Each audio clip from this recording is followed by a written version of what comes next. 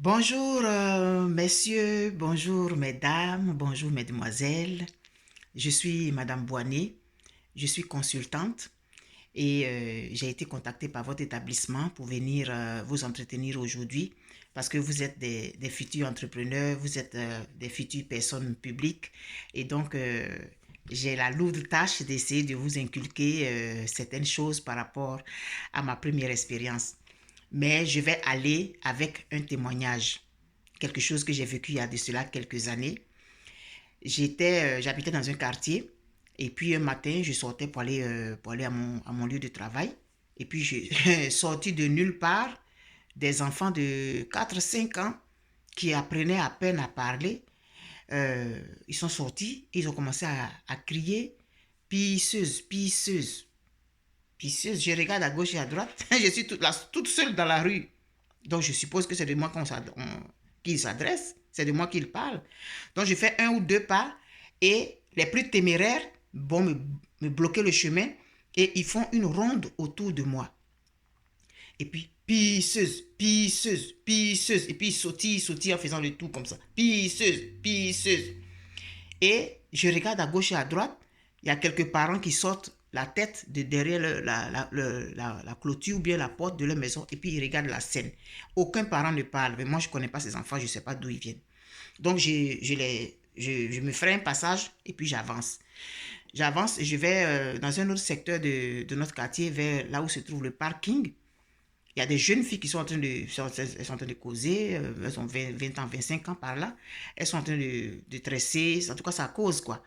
Et ça commence à crier Chisa, Chisa, voilà la Chisa là, voilà la Chisa là. Tu n'as même pas honte, tu as pris le mari de ta camarade, tu as arraché le mari de ta camarade, des choses de ce genre là. Je dis, mais c'est de qui? J'ai dit, c'est de moi vous parlez? Mais c'est de toi on parle? Tu n'as même pas honte. Tu fais le malin dans le quartier là, alors que tu as pris, arraché le mari de ta camarade. Mon sang a fait un tour, mais bon, j'étais pressé là, je n'avais pas le temps de répondre. Donc je les ai regardés, je les ai dévisagés pour essayer de retenir leur visage et j'allais voir comment est-ce que j'allais aller voir les parents. Et puis je suis allé.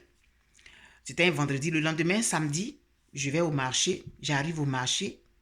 Je vais acheter de la viande. J'entends des bruits. On crie voleuse, voleuse, voleuse. Et je ne comprends pas. Mais qu'est-ce qui se passe? Je suis dans un cauchemar ou quoi? Voleuse, voleuse, vous n'avez pas honte, voleuse. Toi, une femme comme ça, tu te dis une grande dame, tu t'habilles ici, on ne peut pas respirer là. Tu es allé voler soutien. J'ai volé soutien. Et puis tout le monde était unanime que j'avais volé un soutien. Je ne sais pas à quel endroit. Je n'ai pas fini mon marché, je suis rentré chez moi. J'en ai parlé à mon mari. Mais ce qui me choquait le plus, en fait, tout était choquant. Mais ce qui me choquait, c'était l'affaire de Chisa là. Je sais ce que ça veut dire Chisa. Depuis quand moi je suis une Chisa? J'ai jamais été une Chisa. Mon mari et moi, on s'est rencontrés quand on était au secondaire. On a commencé comme ça jusqu'à ce qu'on arrive jusqu'à l'université. Donc, c'est à quel moment j'ai volé le mari de quelqu'un. Le surlendemain, dimanche, je sors, m'en vais à l'église. Les mêmes enfants viennent dans le couloir. Pisseuse, pisseuse. Mais qui a dit que je pisse? Qui a donné cette information? Mais c'est pas vrai. Et ces petits enfants-là, je ne sais pas qui leur a dit ça, ils sont convaincus que ce qui se dit est vrai. Je vais prendre ma voiture, comme je vous ai dit, le chemin que je prends là, c'est vers le parking où on gare les voitures. Ces mêmes filles-là sont encore là. Chisa, chisa.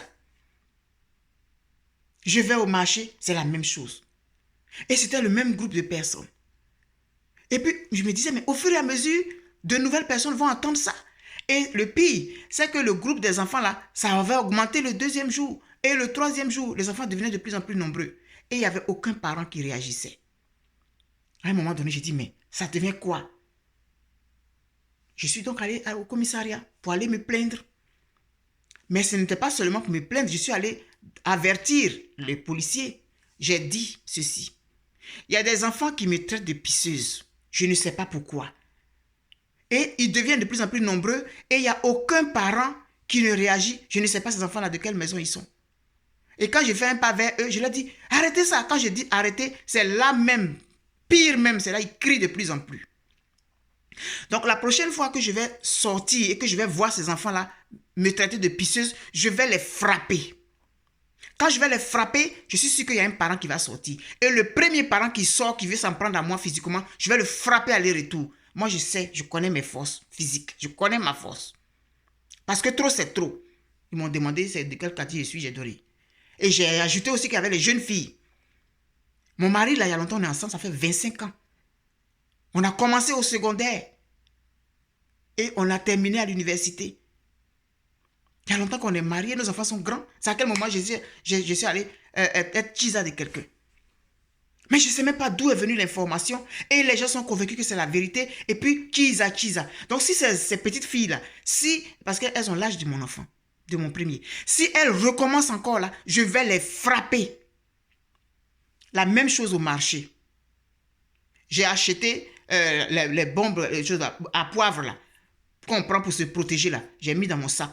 Si j'arrive au marché que les gens me suivent encore avec le thème voleuse, je vais asperger ça dans leur visage. Moi-même, j'ai ajouté piment dedans. Donc, je suis venu vous prévenir. Si vous entendez que quelque chose comme ça est arrivé là, ne soyez pas surpris. Parce que je ne vais pas déménager, je ne vais pas quitter le quartier à cause de ça. Il y a longtemps qu'on habite là. Ça là, ça vient d'où? Il y a longtemps on habite là. Notre maison, c'est une chose, location-vente. Il reste un peu, on va venir payer. C'est pas à cause de ça là que je vais déménager du quartier. Mais ça devient quelque chose. Et maintenant, quand je passe dans les rues, les gens me regardent de façon bizarre. Je ne comprends pas ce qui se passe. Donc, je suis venu vous avertir. Prenez des dispositions parce que je vous dis ici et puis je vais le faire. La prochaine fois que j'entends quelqu'un crier, me traiter de ce que je ne suis pas, je vais réagir et très violemment.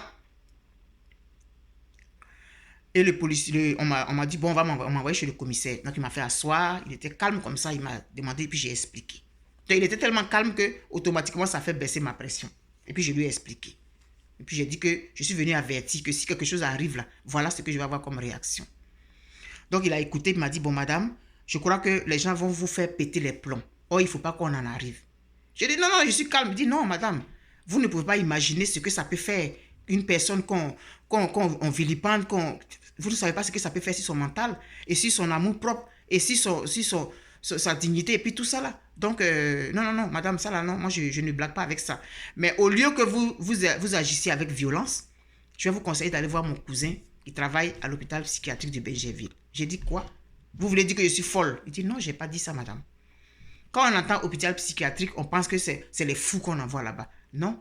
Il y a des personnes qui ont des problèmes psychologiques, il y a des personnes qui ont reçu des chocs, il y a des gens qui sont en dépression, il y a des gens qui sont en train d'aller vers le suicide en fonction de ce qu'ils vivent. Donc, il y a des gens qui sont spécialisés pour ce genre de choses, pour les problèmes mentaux et tout. Mais ça ne veut pas dire que vous êtes folle, madame.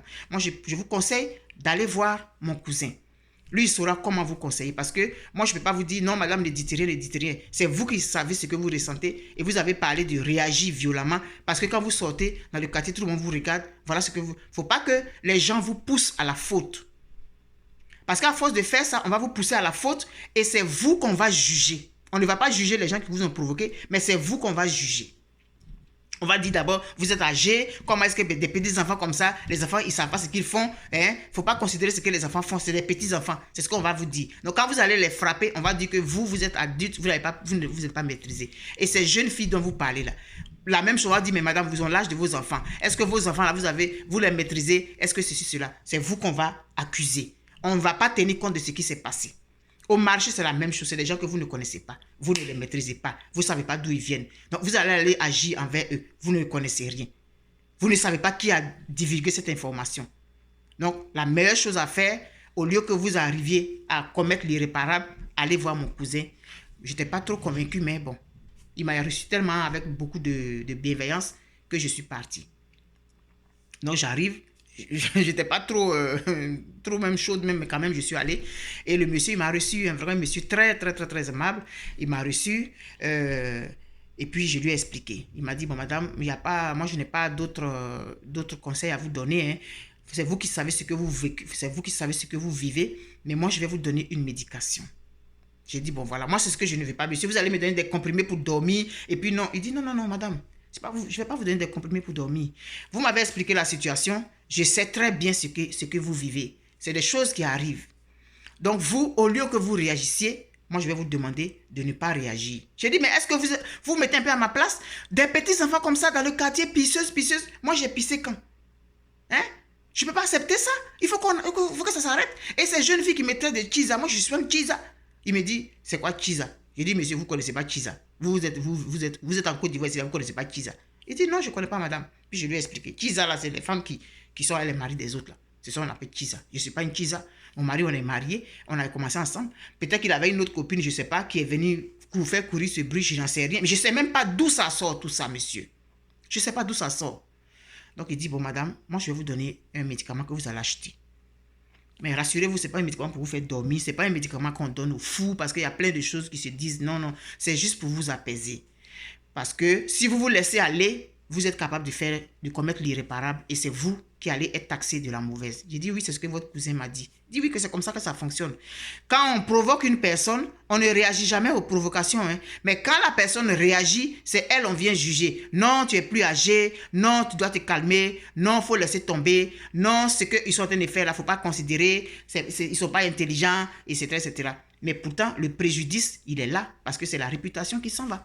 Donc, madame, moi, au lieu, je vais vous donner, il me donne le nom du médicament. Eivecapabletamol. Il m'a donné l'ordonnance. Je regarde l'ordonnance. Eivecapabletamol. Heureusement que lui aussi, il écrit bien, il n'écrit pas comme les autres docteurs là. Donc, j'ai réussi à lire ça facilement. J'ai dit, monsieur, c'est quel médicament ça?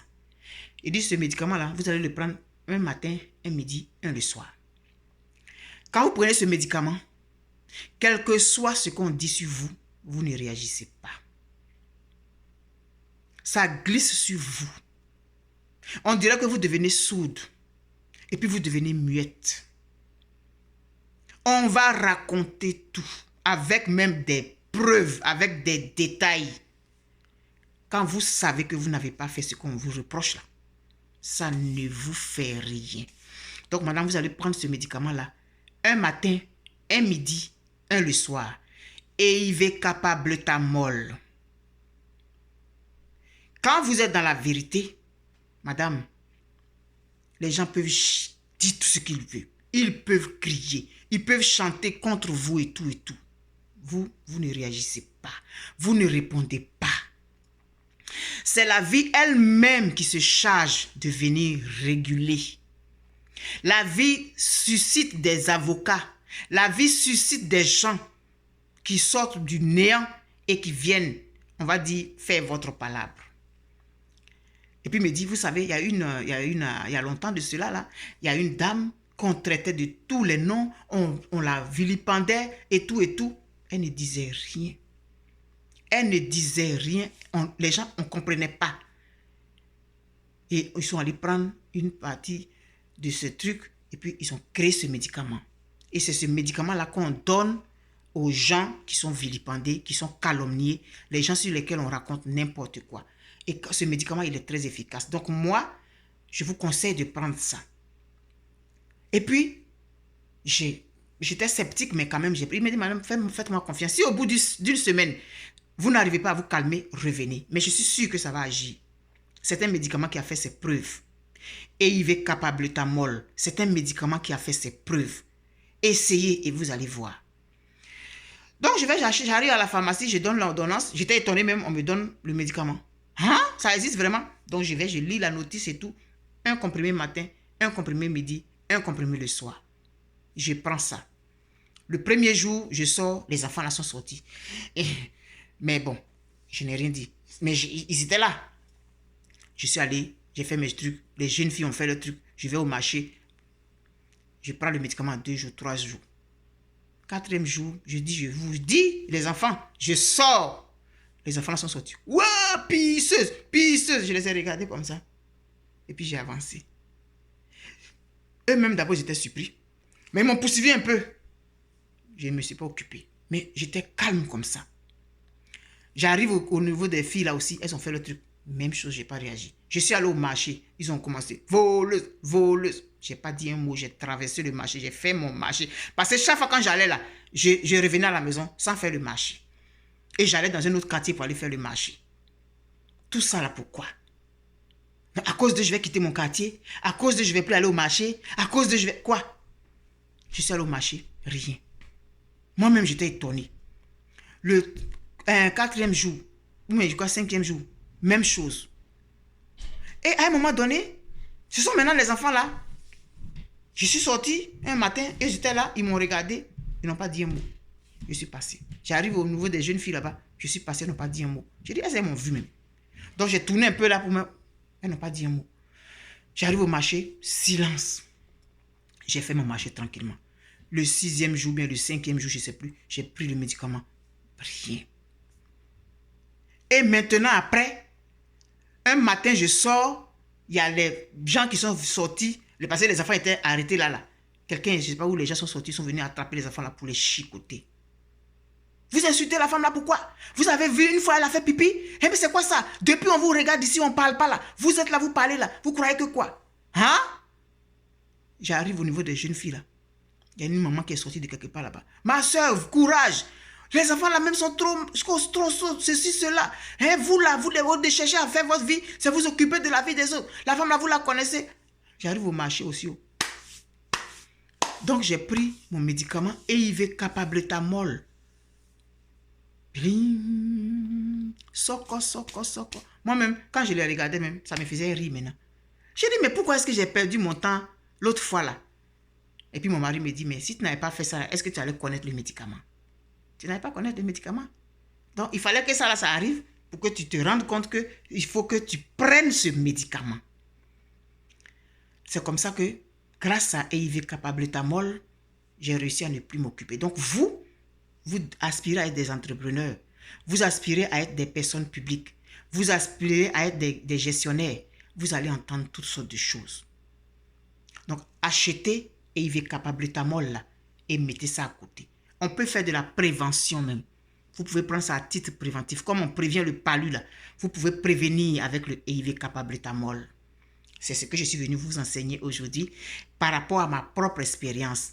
Donc, partout où vous êtes, ayez du EIV Capabletamol dans votre sac à main. Comme ça, quand vous êtes confronté à ce genre de situation, vous sortez, vous prenez un comprimé. Automatiquement, on dirait que ça ferme vos oreilles, ça ferme votre bouche. C'est un médicament très efficace que je vous conseille à tous, vous aussi qui m'écoutez. EIV Capabletamol, il n'y a rien de tel. C'est un médicament qui ne fait pas de publicité, mais qui est efficace. Je l'ai expérimenté et je vais partager ça avec vous. Et par rapport à cette dame, malgré tout ce qu'on disait, elle ne répondait pas. Et un matin, il y a eu un challenge qui a été fait en son honneur. Parce que justement, Dieu a suscité des gens pour la porter là où elle devait être. Quelle expérience, quel message plus grand que ça que je peux vous donner. EIV Capabletamol, c'est un médicament à la fine pointe de calme. EIV Capabletamol, c'est un médicament qui vous permet de regarder toutes les accusations, de regarder les actes avec sérénité et de ne pas dire un mot. C'est vrai que ce n'est pas facile, mais il faut aller à l'école de EIV Capabletamol. Il faut aller prendre ce médicament. Il faut aller à l'école de Madame Simone EIV Gbagbo, l'icône aujourd'hui de l'année 2021. Simone EIV Gbagbo, c'est une femme qui a entendu toutes sortes de choses, mais qui n'a jamais rien dit. Allons à son école. Oui, j'essaye d'aller à son école. Ce n'est pas facile, mais c'est gratifiant. Parce qu'à un moment donné, tout ça là, ça te glisse sur le corps et ça te fait sourire. Et tu regardes les gens sauter dans tous les sens. N'oublie pas, un matin, un midi, un le soir, EIV Capabletamol. Et tu m'en donneras des nouvelles. Je t'aime très fort et je voudrais que tu sois fort. Alors vous, qui voulez être des personnes publiques, c'est vrai qu'on le dit, mais il faut le vivre pour savoir ce que c'est. Moi, je l'ai vécu dans mon quartier grâce à ce monsieur qui travaillait à l'hôpital psychiatrique de Bingerville, qui connaissait ce qui pouvait déclencher dans la tête d'une personne qui est acculée. Il m'a évité le pire. Il m'a évité de commettre l'erreur que peut-être que ces gens-là qui ont glissé les informations aux enfants attendaient. Mais heureusement, grâce à EIV Capabletamol, je ne suis pas tombé dans le piège. Donc vous aussi, je vous dis, allez à l'école de Simone EIV Gbagbo. Apprenez à ne pas réagir à toutes les attaques. Elles n'en valent pas la peine. La vérité, elle se rétablit toute seule. Et là où vous devez être, La vie vous propulse là. Dieu vous prend et puis vous met là où vous devez être. Gros bisous à vous. Je vous aime très très fort. Nous sommes aujourd'hui lundi 24 mai 2021. Bye.